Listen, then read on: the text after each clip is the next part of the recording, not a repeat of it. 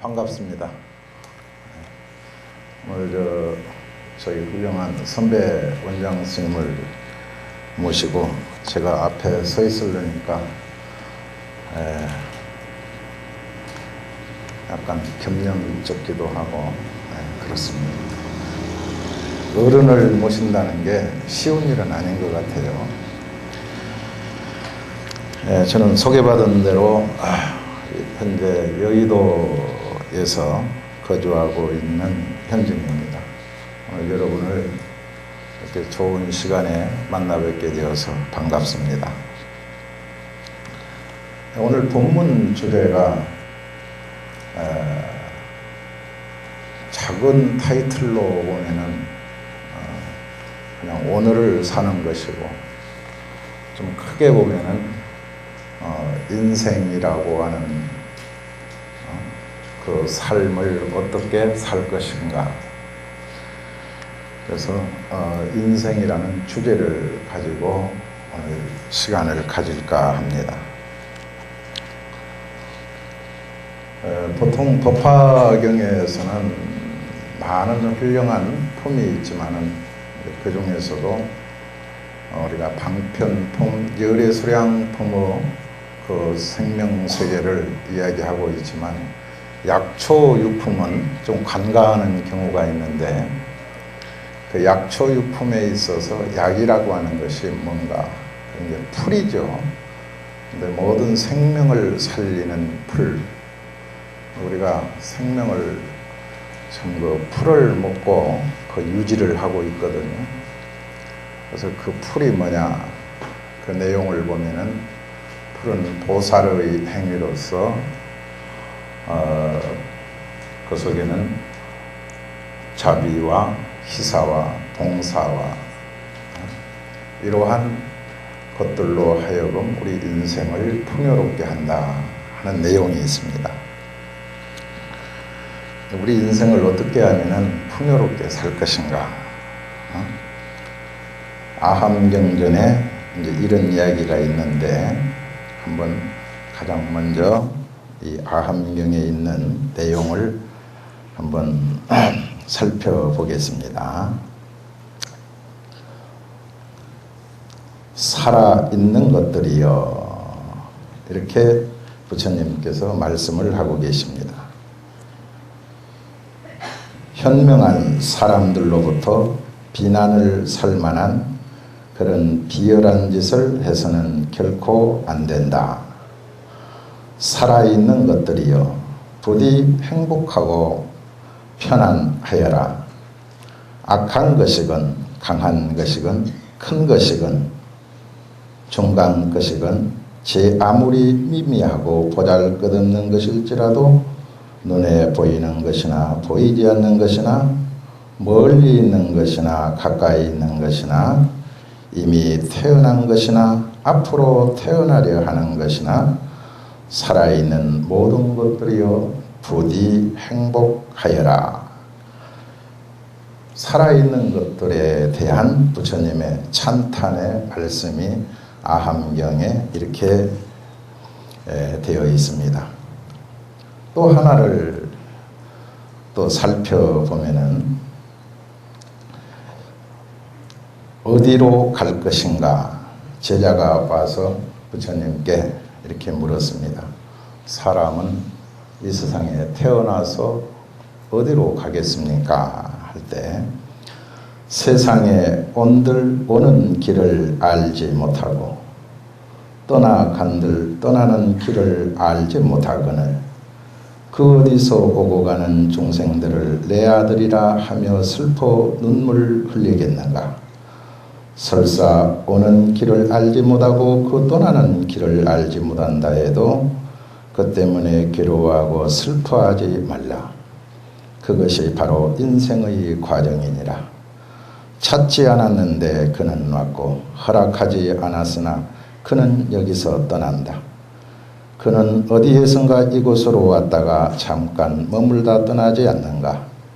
여기서는 다른 중생이 되어가고 저기서는 또 다른 중생이 되어 오니 오고 가는 사람마다 그 모양을 바꾸어 오고 가고 가는 듯이 온다면 그 무엇을 슬퍼하겠는가? 아, 내 가슴 속에 숨겨진 화살은 사라지고 깃들었던 슬픔의 화살을 뽑아내니 아들의 죽음 때문에 괴로웠던 모든 슬픔이 멍든 내 가슴에서 멀리 사라지네. 모든 슬픔과 고통을 멀리 벗어나 내 가슴은 기쁨과 한의로 가득하나니 거룩하신 부처님과 법과 스님들께 귀하여 마음의 평온을 얻었기 때문일세. 이 말씀은 파라카라 비구니와 제자들이 나오는 대화입니다. 자, 이 두 개성을 통해서 아마 우리 여러분들은 이 순간에도 작은 인생의 길을 발견했으리라고 생각을 합니다. 자, 경전의 말씀은 이와 같이 되어 있는데 과연 오늘날 우리들 인생은 참 무엇일까? 생활법문이라고 하니까 오늘 여기 앉아있는 여러분들이 참 혼돈과 위기라고 하는 삶의 어떤 질곡 속에서 뭔가 편안함을 얻기 위해서 참 법당에 오시고 또 마음에 그러한 혼란을 극복하기 위해서 지성법 관세음보살 기도를 했을 겁니다. 그런 기도 가운데서 그래도 가장 먼저 우리 생활 속에 오는 바람이 뭘까? 아마 주식을 사신 분들은 오늘 주식값이 좀 올랐으면 좋겠다, 그런 생각하겠죠. 또 장사를 하신 분들은 오늘 기도 공덕으로 좀 장사가 잘 되었으면, 입시생을 둔 어머니들은 우리 아들이 참 부처님의 가피를 입어서 공부를 잘해서 어쨌든 금년에는 대학을 좀 들어갔으면 좋겠다. 이것이 가장 밀접하게 다가오는 우리의 소망이 되겠죠. 또 그런 소망을 버리고 우리 중생은 살 수가 없는 것이고, 이제 그런 가운데서 우리의 소망과 현실이 어떻게 잘 조화를 이룰 것인가. 근데 그 조화가 마음대로 안 되죠. 뜻대로 안 되고. 그러한 조화와 우리의 그 소망을 잘 이루기 위해서 우리는 끊임없이 기도를 하고 정진을 하고 또 우리의 어떤 수단 방법을 가리지 않고 노력을 하고 있는 겁니다. 이제 그런 가운데서 우리가 지혜로운 노력 또 맹목적인 노력은 분명히 차원이 다른 거거든요. 그래서 우리는 불자로서 또 부처님을 배우는 그러한 사람으로서 어떻게 우리는 바른 인생을 살아갈 것인가 한번 더듬어 보지 않을 수가 없는 거죠. 그래서 이제 뭐 생활이라고 해서 어떤 세계와 동떨어져 있는 것이 아니고 우리가 숨을 쉬고 있는 가운데 우리들의 몸과 마음과 어떤 의지가 잘 조화되어 가지고 우리의 어떤 바람을 이루는 건데, 그런 이루는 속에서 지혜로운 것이 뭐냐, 그 인생을 바로 생각해야 되겠죠. 그럼 그 인생이 불교의 근본에서 찾지 않을 수가 없는 겁니다. 우리가 불교를 공부할 때 기도를 하다 보면 그 기도에 빠져서 불교의 근본을 잊어버리는 경우가 종종 있는데, 오늘 그동안 수많은 훌륭한 스님들이 오셔서 여러분에게 가르침을 주셨을 건데, 바로 불교가 뭐냐, 즉 부처님이 우리에게 이 세상에 오셔서 던져준 최고의 핵심적 가르침이 뭐냐, 이렇게 질문을 해보면 참 오랫동안 불교를 믿었는데 잘 모르는 경우가 많이 있어요. 우리 앞에 처사님 계시는데, 처사님, 불교가 뭐예요?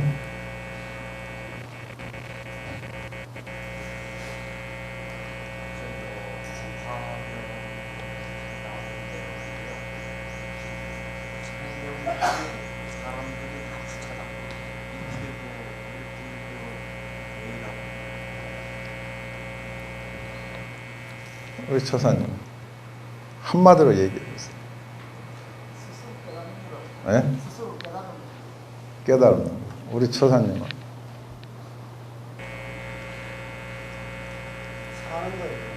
사는 거. 우리 보살님은 공이고. 자, 상고보리 하와중생입니다. 예, 상고보리 하와중생.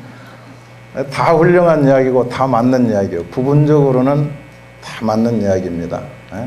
공도 부처님께서 가르친 핵심의 가르침이고 상고보리도 마찬가지고 다 맞는 이야기인데, 이렇게 우리는 불교가 너무 광범위하다 보니까 불교에 아주 부처님께서 발견하시고 깨달으시고 하는 얘기는 하는데, 그 깨달은 내용의 불교의 정곡을 우리가 잘 이야기를 못해요. 그래서 오늘 우리 여러분들이 불교 부처님께서 이 세상에 오셔서 발견하고 우리에게 이 세계의 어떤 모양새를 일러준 그 존재의 근원을 어떻게 말씀을 하셨는가 하는 것은 꼭 기억을 하셔야 됩니다. 어렵지도 않고 그게 연기법입니다. 연기법. 부처님이 발견한 법은 연기법입니다. 이 우주의 모든 세계의 모든 형성된 우리 눈으로 보고 생각하고 할 수 있는 모든 것은 연기에 의해서 일어나고 없어지고 한다는 겁니다. 그래서 부처님이 사실 발견한 것은 그 이전에 모든 사상이 다 있었지만은 독특한 부처님의 발견한 진리의 내용이 연기라는 거죠. 그래서 이 세상은 전부 연기의 형상으로 이루어져 있다. 사실 그 연기가 그럼 뭐냐? 생성소멸이거든요. 생성소멸.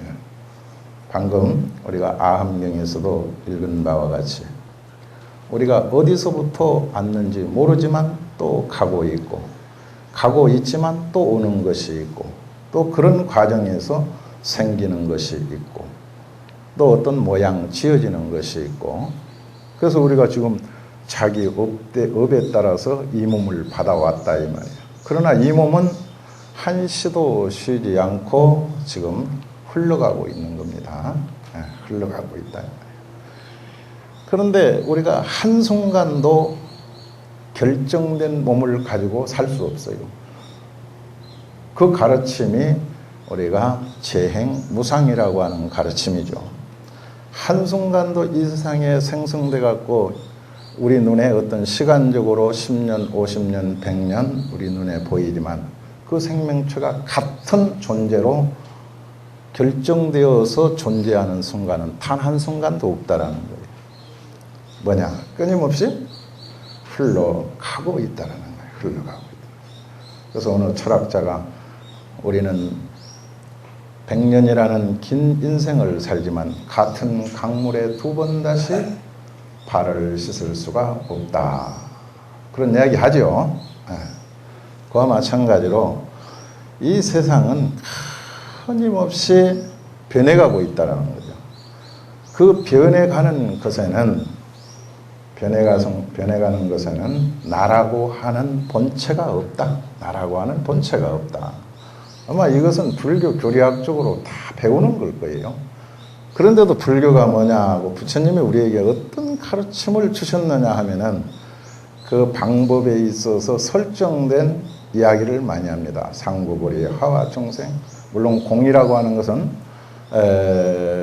불교의 핵심 교학의 하나로서 어떤 정수지요. 그러니까 재행무상이고 재분무하기 때문에 공이다 이거예요. 그러나 그 공의 형성이 어떻게 해서 공의 형성으로 말해지고 있는가? 그 연기 법칙에 의해서 공의 형성을 말하고 있다라는 거예요. 그래서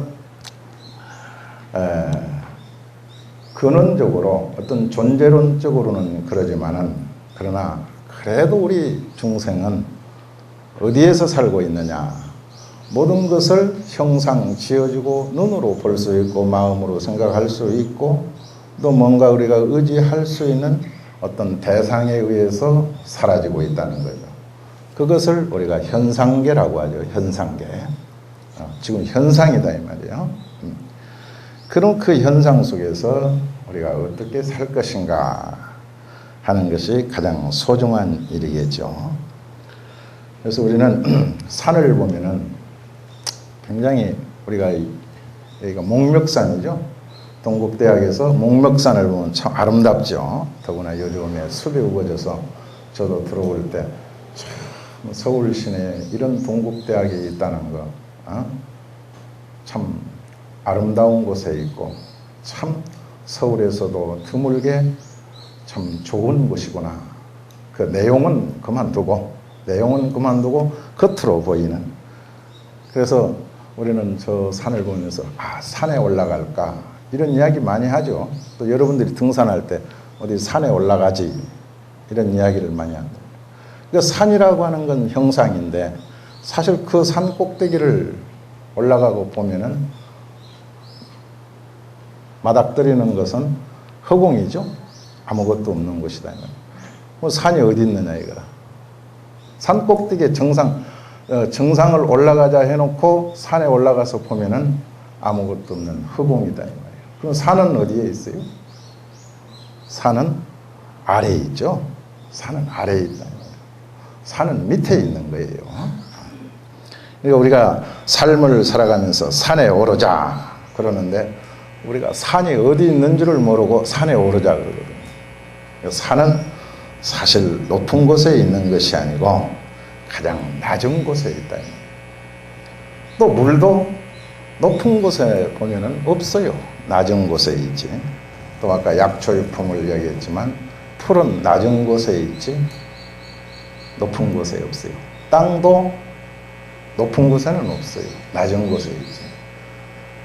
그럼 우리 인생의 행복을 좀 어떤 소망을 또 어떤 바람을 이루는 곳이 높은 데 있느냐 이거예요.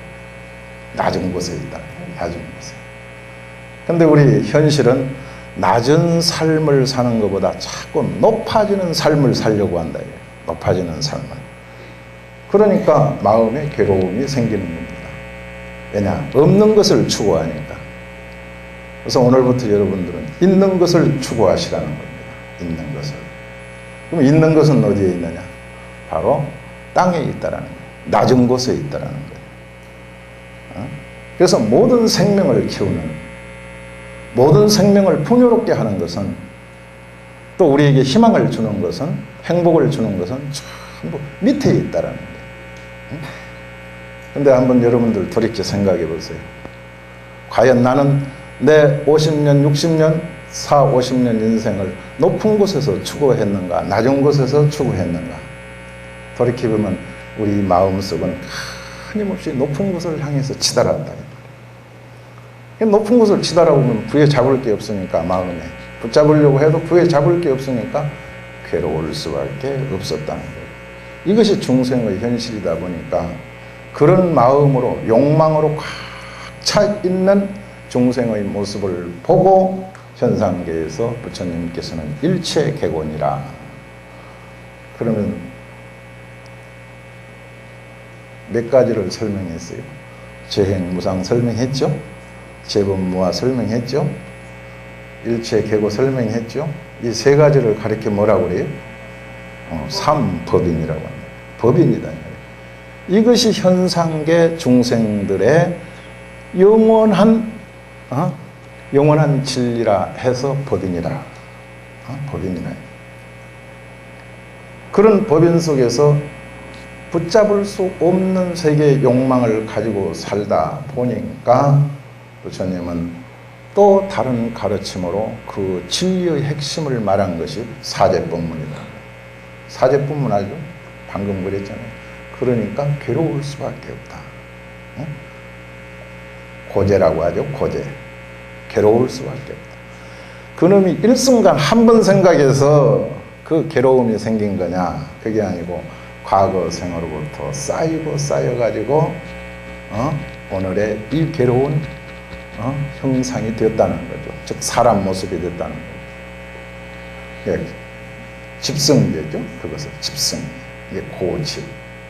근데 우리 부처님이 깨닫고서 보리수나무 아래 6년이라는 긴 세월 동안 그 피골이 상접되는 듯한 그 난행 고행 끝에 이룬 결과가, 만약에 우리 인간에게 그러한 고통이 영원한 것이라고 하면은 부처님이 이 세상에 오실 의미도 없겠지만은 동시에 84,000이라는 법문도 필요 없을 거다. 근데 왜 84,000 법문을 그 지고지순하게 우리를 위해서 설파했던가? 그것은 깨닫고 보니까 괴로움이라고 하는 것은 우리 마음의 잘못된 작용이지, 본래 그 마음을 들여다보니까 이 세상 그 어느 것에도 비유할 수 없을 만큼 아름답고 고귀하고 청정하고 존귀하고. 그래서 우리가 인사할 때 뭐라고 그래요? 그런 괴로움을 벗어서, 괴로움을 벗기까지가 기도죠. 기도다. 그 기도를 통해서 괴로움을 벗어나면은 이 세상 어느 것과 견줄 수 없는 아름다운 멋있는 존재라는 거죠. 그래서 우리가 인사할 때 뭐라고 그래요? 인사할 때 우리 불자들이 하는 인사가 있잖아요. 성불합시다 그러죠. 뭐 성불합시다니 성불하십시오더니 뭐 그건 토시가 다를 뿐이고 성불이다 이 말이에요. 부처님이 되자 이거예요. 우리도 그건 누가 발견한 거냐? 우리가 발견한 게 아니라 부처님이 발견하셨다 이 말이에요. 약 600여 년 전 시달태자가 보리소나무 아래서 왜 인생은 나고 늙고 병들고 죽는가? 자기 의지와 관계없이 왜 그럴까? 그리고 눈을 떠보니까 우리가 현상계에 대해서 그러한 욕망과 욕심과 이런 것들로 하여금 지금 그런 괴로움의 세계에 처해 있지만, 그것을 벗어나면은 이 세상 무엇과 견줄 수 없는 더 없는 고귀한 존재, 거룩한 존재, 아름다운 존재. 그러니까 지금 우리는 어때요? 결론부터 얘기하면 이 세상 무엇과도 견줄 수 없는 단 하나 현상계에 결정되어진 내 생명체라고 하는 이 고귀한 존재임을 우리가 자각을 하고 살아야 된다. 근데 여러분들 눈만 뜨면은 아름다운 나의 생명이요, 아름다운 태양 아래 내가 숨을 쉬고 있는 이 삼라만상의 가장 존귀한 생명이요, 이런 찬탄보다 아침에 눈 뜨면 뭐라고 그래? 오늘 뭘 할꼬? 아까 얘기한 대로 오늘은 주식이 좀 올라갔을라나?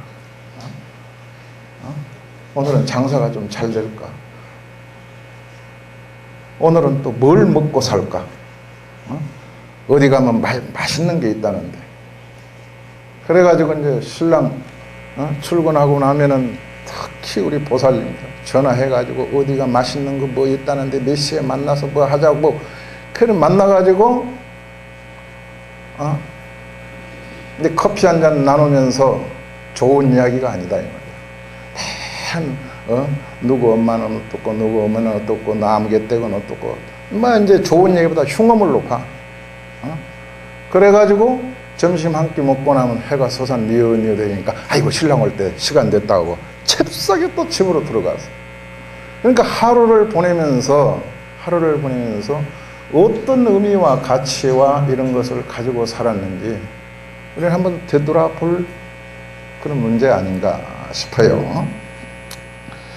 그래서 우리는 그 행복을 찾을 때 자꾸 높은 곳으로부터 찾지 말고 가장 낮은 곳에서, 그래서 행복은 생명을 살리는 모든 행복과 소망은 낮은 곳에서 이루어지고 있고, 또 낮은 곳에만 맹목적으로 이루어지는 것이 아니라 그 낮은 곳에는 생명을 살리는 요소들이 무진장하게 있다라는 거예요. 무진장하게. 그러므로 우리는 모든 생명의 젖줄이 낮은 곳에 있다는 것을 우리가 깨닫고 그 낮은 곳으로부터 우리의 꿈을 키우고 희망을 갖고 또 성취의 소망을 우리는 간구해야 되는 겁니다. 근데 우리는 여러분들이 지금도 이 순간에도 그런 풀이 있고 나무가 있고 과일나무가 있는 어떤 그 낮은 곳의 땅을 지향하는 것보다 저 높은 곳 63층 빌딩을 원하고 있고 저 강남에 가면은 제일 좋은 아파트 고층 아파트 그 아파트를 선호하고 있고 근데 저도 빌딩에서 한 20년 살다 보니까 아주 골병 들기 직전이에요. 저도 지금 이 체구가 이렇게 있는 것 같지만 사실 텅텅 부어 있어요. 이 부기가 빠지질 않아요. 빌딩 속에 한 20년 살다 보니까.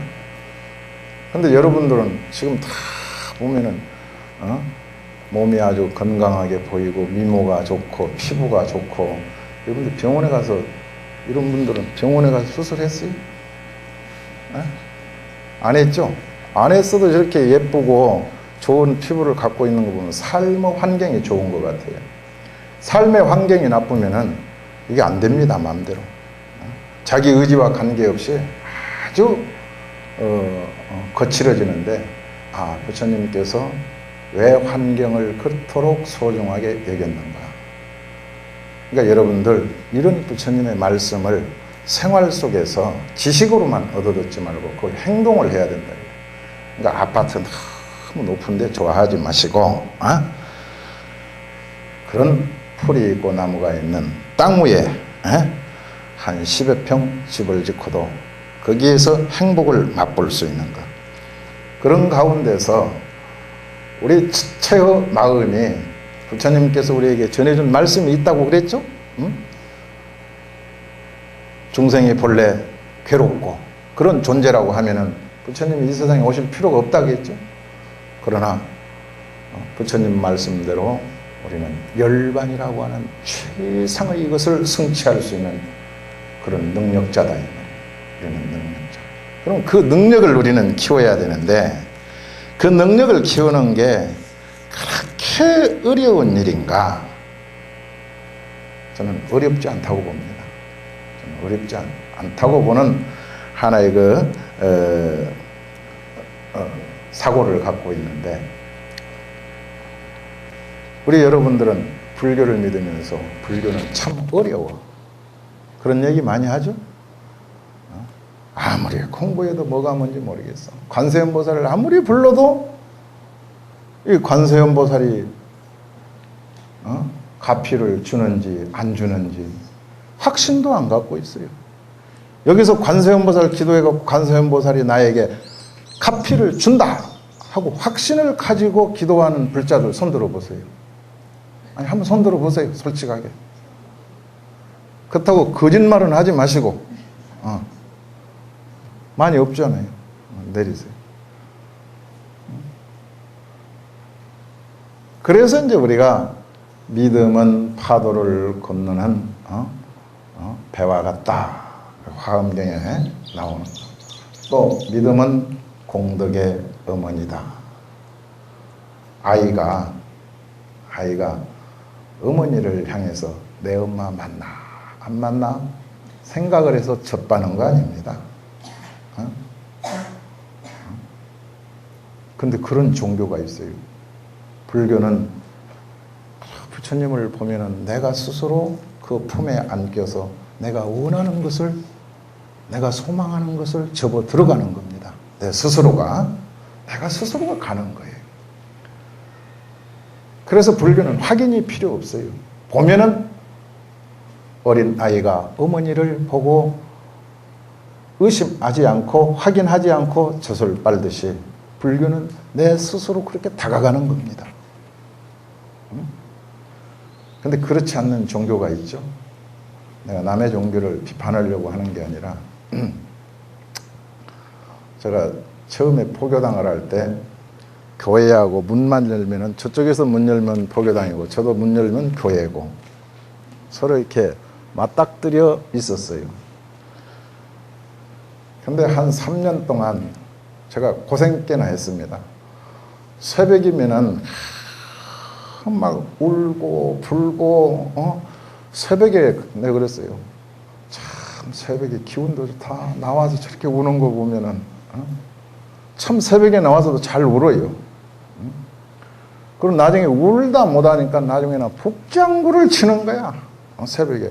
그래서 가서 흔한 데서 북장구 치나하고 문틈새로 서로 이제 막 부딪히고 있으니까 문틈새로 보니까 불도 꺼놓고 북장구를 치면서 그냥 믿습니다 하는 거예요. 저 사람들은 뭘 저렇게 못 믿어서 믿는 걸 확인을 하는가? 응? 내가 이제 그런 생각을 하면서 어느 날 목사님한테 도대체 보면 믿는 거지 얼마나 못 믿길래 매일 믿습니다 그냥 절규를 하고 사느냐고. 응? 그랬더니 그 옆에 있는 참 우리 절 이야기로 보살님이 눈이 쌩끗 그냥 원숭이 눈으로 돌아가면서 그러길래 더 이상 대화는 안 했습니다만은 우리 불교인들이 불자들이 부처님을 보고 그렇게 맨날 믿습니다 안 하죠. 그냥 보면 믿죠. 그냥 보면 믿는다 이 말이에요. 그 믿는 마음 그게 최고의 신앙이에요. 그러니까 바다를 건너는 배와 같고 공덕에 모든 생명을 키우는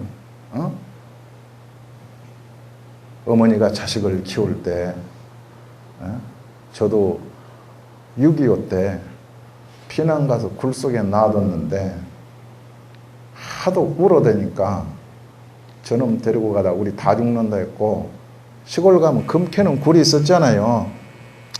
그 금광에다 넣어놓고 나와가지고 이틀이 있다가 할머니가 그래도 그놈이 죽었는지 살았는지 모르니까 목숨 걸고 그 겨울 눈 터널을 뚫고 그 산에 올라가서 확인을 하고 있는데 그냥 그 애기 그 포 하나 있는 데서 거기서 세근 안 죽고 자고 있더래요.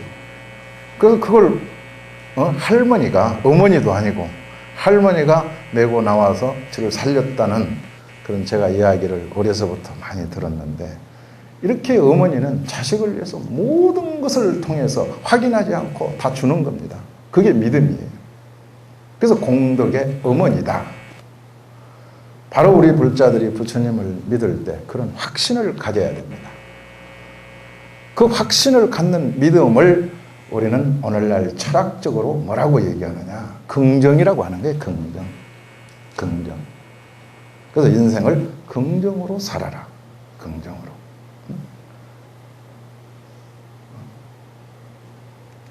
우리 여러분들 긍정적으로 사시죠?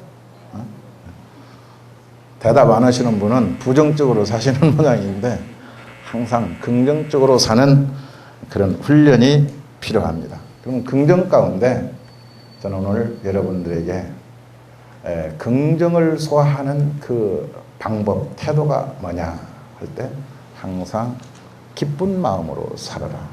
기쁜 마음으로. 또 웃는 마음으로 살아라. 웃는 마음으로. 싫어도 좀 웃어라 이거예요. 그래서 일주일 내내 웃고 살아라는 거죠.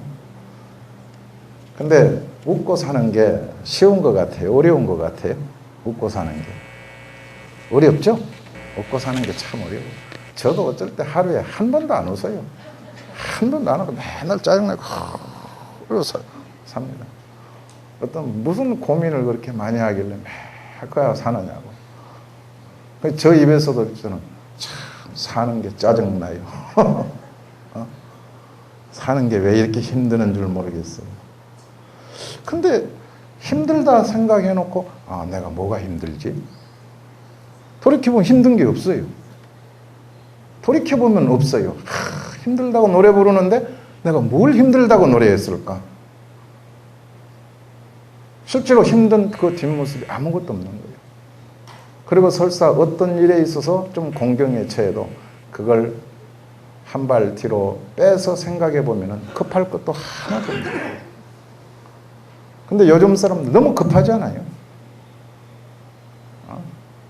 전화만 하면 바빠요. 보살님들은 아침 10시 이후에 전화해보면요, 전화 받는 사람은 100명 중에 전화를 하면은 3명 받으면 잘 받아요. 뭘 그렇게 바빠서 다 나가는지 몰라요. 그건 오후 3시에 하면은 있느냐? 없어요. 그리고 70%, 80% 전화 받는 시간은 밤 8시 넘어야 돼. 우리가 이렇게 바쁘게 살아서 되겠어요? 바쁘게 살면은 다 바쁘게 살아야 돼, 바쁘게 살아야 돼. 이게 좋은 거야, 건강에도 좋은 거야 하는데, 그럼 한번 생각을 해봐요. 절에 와서, 다른 얘기 안 합니다. 절에 와서 108배를 어떤 사람은 30분에 완성하는 사람, 어떤 사람은 20분에 완성하는 사람, 어떤 사람은 108배를 단 7, 8분 만에 완성하는 사람. 누가 신심이 최고예요? 7, 8분 만에 하는 분이 참, 여러분들 보면 저보다는 신심이 대단하고 절도 잘하고 잘한다고 하죠? 그런데 5분, 7분 만에 108배를 하는 힘이 있을 때는 좋은데, 그게 욕망에 차가지고 더 잘해야지 해가지고 더 하다가는 50도 안 돼갖고 전부 다 관절염 걸려갖고 나중에는 걷지도 못한다. 이걸 우리는 기도의 욕망이라고 합니다. 그러니까 욕망도 잘 조절을 해야 된다는 거예요. 그래서 부처님의 가르침이, 최고의 가르침이 우리에게 뭐든지 할 때, 무엇을 하든지 간에 알맞게 하라, 적당하게 하라. 그 가르침이 중도 아니에요? 중도. 부처님의 가르침이 뭐냐? 중도. 그렇게 말은 하면서도 우리는 너무너무 급하게 살고 바쁘게 살고 그렇다. 이제 우리 여러분들은 조금 느림의 미학을 아세요. 느림의. 좀 천천히 가는 것. 천천히 가는 것. 그 천천히라고 하는 한 발 뒤로 빼서 걸어보면 마음이 편안합니다. 마음에 불안이 없어집니다. 마음에 공포가 사라집니다. 그래서 걸음을 걸을 때도 내가 살 빼야지 하고 막 걷다 보면은 뭔가 심장이 막 해갖고 거기다 대고 살 뺀다고 더 걷다가 심장만 팩 그냥 순간 가버리는 거예요. 그래 가는 사람 많잖아요.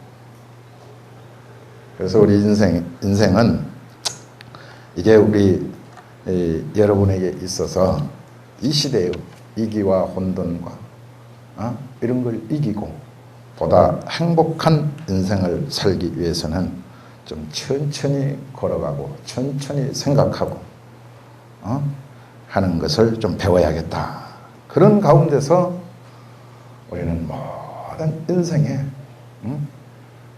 모든 인생의 긍정적인 힘, 즉 도입할 수 있다. 그러죠? 도입할 수 있다.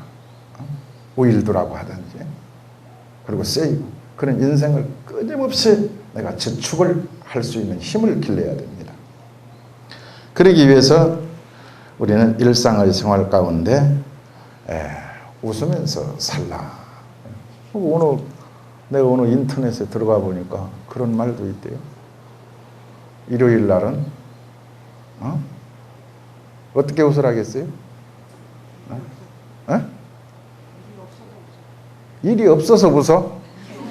야, 일이 없어서, 오늘 그 배웠네. 일이 없어서 웃는다. 좋지요. 일어나자마자 웃어라. 일요일 날은 일어나자마자 웃어라. 일어나자마자 웃는데 월요일 날 어떻게 웃어요? 옳지. 원래대로 웃어라 이거야. 원래 생긴 대로. 우리가 웃는 존재이니까, 아름다운 존재이니까 그런 생각을 하면서 웃어야 돼요. 아름다운 존재이니까 웃어라. 원래대로 웃어라. 화요일 날은? 옳지. 잘하시네. 화끈하게 웃어라 이거예요. 그냥 뭔가 생각하면서 속으로 하지 말고 그냥 가슴을 펴고 눈을 크게 무릅뜨고 머리를 탁 하늘을 향해서 화끈하게 웃어라 이거예요. 수요일 날은? 수수하게 웃어라. 그냥 그것도 좋지. 오늘 그것도 배웠어. 그냥 뭐 있는 대로 아까 화끈하게 웃는데 뭐 계산하지 말고 수도 없이 웃어라 이거예요. 수도 없이 웃어라. 목요일 날은? 에? 목요일 날 어떻게 웃어요? 그럼 목숨 걸고 웃어라 이거예요. 이제는 아예 웃을 때는 목숨을 한번 걸어라 이거예요. 웃는데 굉장히 그 철학적인 이야기입니다. 목숨 걸고 웃어라 이거예요.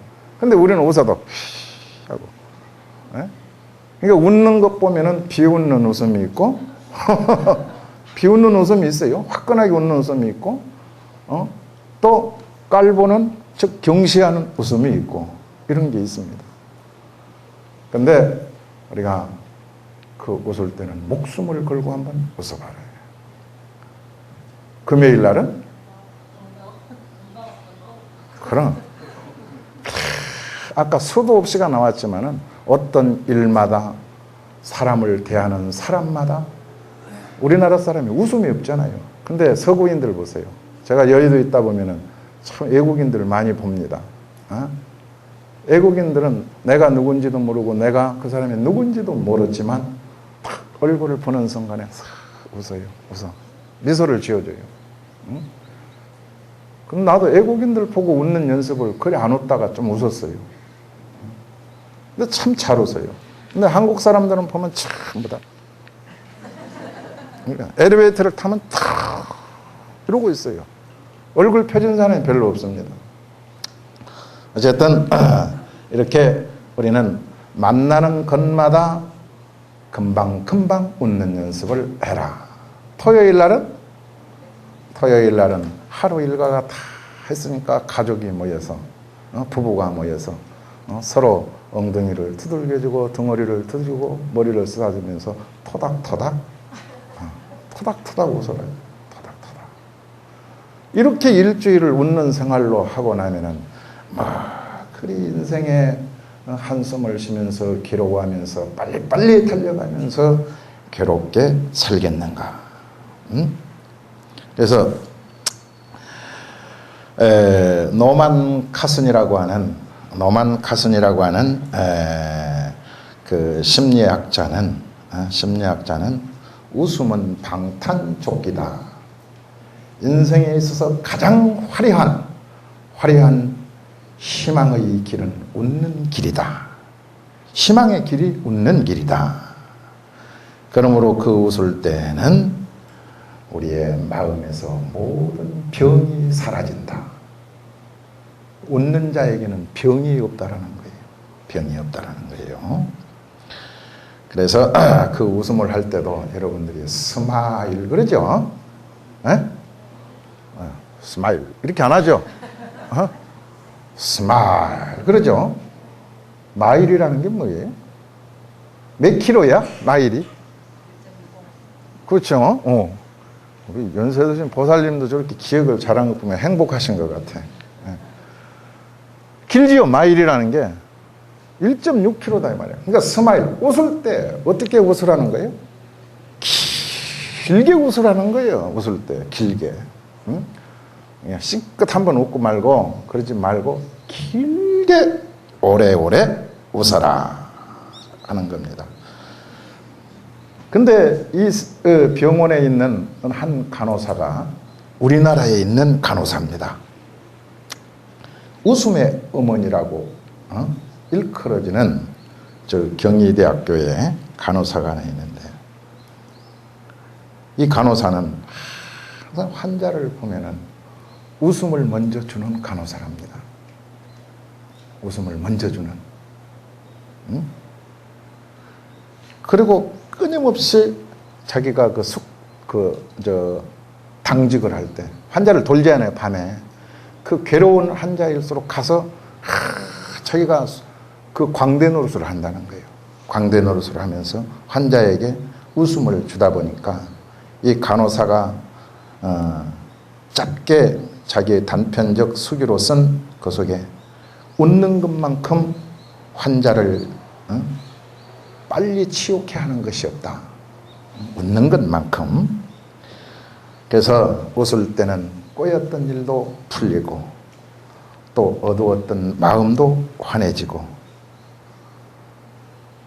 그래서 이 간호사가 하는 이야기가 아주 유명한 이야기인데 자기 이야기가 아니라 그 우리나라 경희대학교에 있는 그 뭐 간호사 그 수기에 기뻐서 웃는 것이 아니라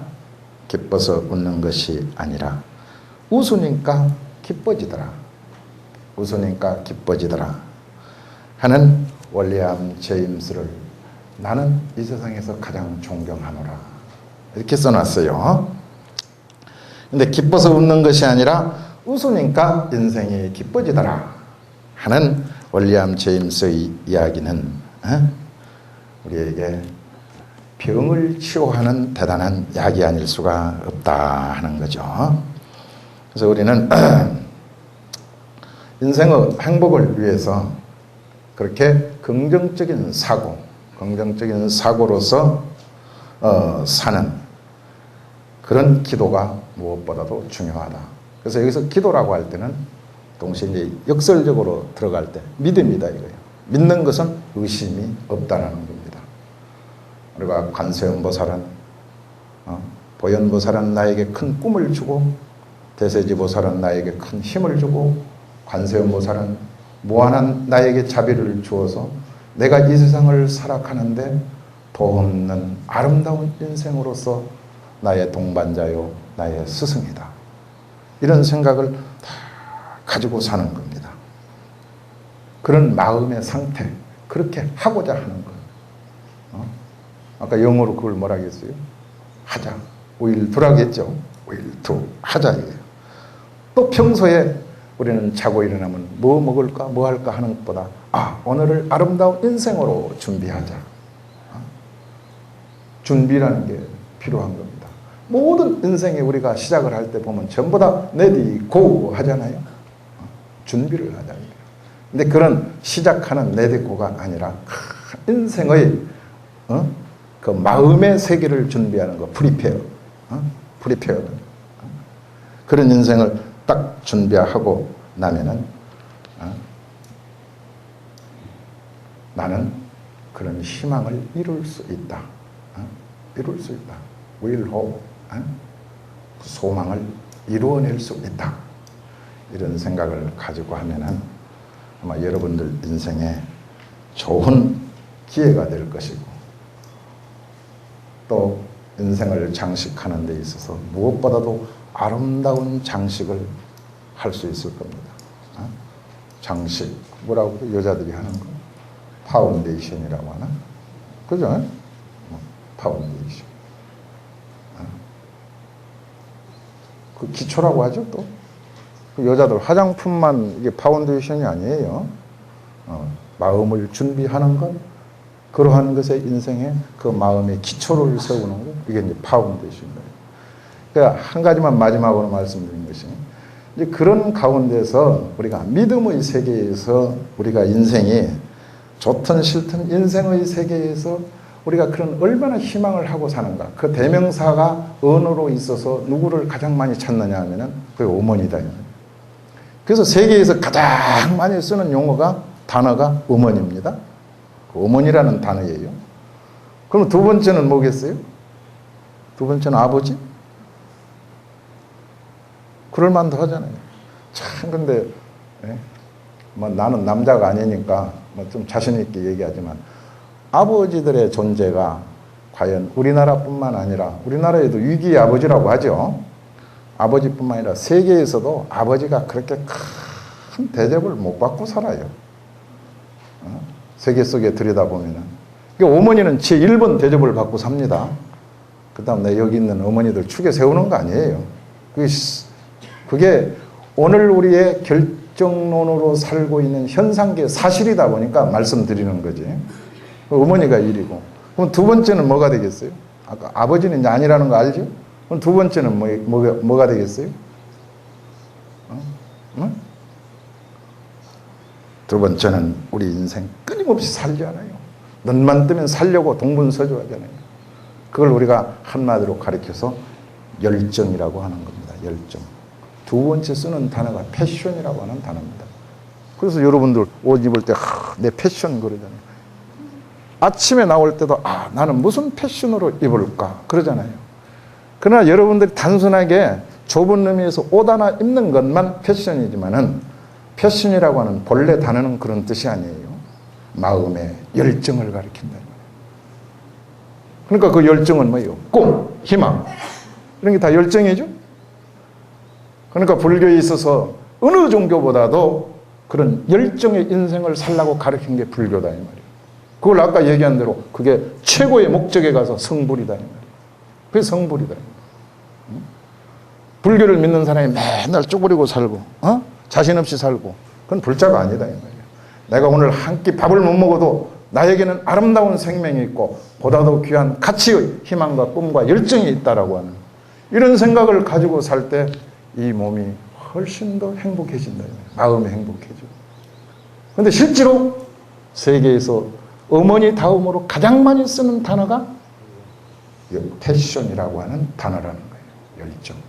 그게 표현만 달라서 달리 쓰이는 거지 많이 쓰인다는 겁니다. 세 번째가 뭐예요? 아까 우리가 했던 세 번째가 스마일.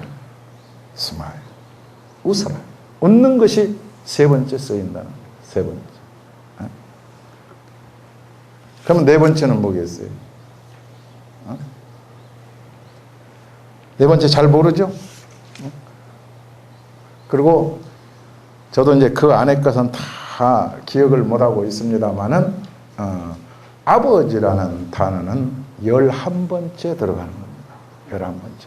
그러니까 참 아버지의 존재가 크게 현실에서 많이 부각을 못하고 있어요. 우리 오늘 계시는 남자분들이 사실 왜 부각을 못하고 있는가 현실에서 한번 살펴볼 필요가 있습니다.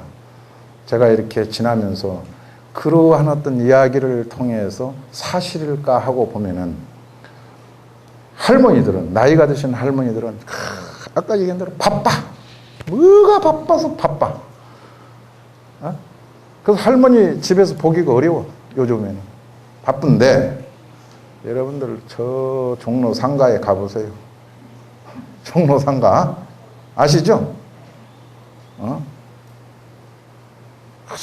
뭐랄까 여기 가서 한번 그보다 보고 저기 가서 한번 그보다 보고 또 앉아있고 참 그럴 때 그 아버지라는 포괄적 그 세계 속에 볼 때는 야 아버지가 할아버지가 되더니 할자만 빼버리면 아버지잖아요. 어쨌든 간에 아버지가 연세 드셔갖고 할 일 없이 파고다 공원 내에 뱅글뱅글 돌고 다니고 참 때가 언제나 시계 들여다보면서 때가 언제 되나 때는 왜 찾아요? 가서 급식소에 가서 밥 한 끼 얻어 먹으려고 참 그런 모습을 보면서 현실적인 모습이긴 하지만 아버지의 존재가 세월이 가고 힘이 없을 때 참 어머니에 비해서 너무 가치 없이 하락되고 있구나. 저는 파고다 공원에 가서 그걸 느낍니다. 그러니까 현실적으로는 안쓰럽지만 이 세계가 어머니의 존재보다 아버지의 존재가 얼마나 참 떨어지고 있는가. 그럴 때 어머니의 존재가 얼마나 귀하고 있는가. 저는 그걸 느끼면서 한편 참 세계는 어머니가 다 생명을 길러내는구나. 위대한 어머니요. 저는 이런 생각을 하면서 어머니의 찬사를 보냅니다. 그런 의미에서 오늘날 우리 사찰에서도 보면은 사실 큰 일은 나라를 경영하는 것이 남자가 좀 낫다고 하듯이 큰 일은 남자가 하지만 보편적인 일상의 모든 것에서 사찰도 보면은 전부 보살님들이 다 해결하고 있거든요. 아마 우리 정각원도 처사님들보다 아마 보살님들 비중이 더 클 거예요. 그런 의미에서 참 어머니라고 하는 그러한 위대함이 세계에서 인정을 왜 받고 있는지 우리 여러분들이 그걸 생각을 하셔야 되겠고, 또 그런 속에서 우리 여러분들이 모든 것에 긍정적 사고를 가지고 행복의 요소라고 하는 그런 믿음의 결정체를 잘 가지고 열심히 기도하셔서 하시는 모든 일들의 소망을 축원드리면서 오늘 시간을 마치겠습니다. 감사합니다.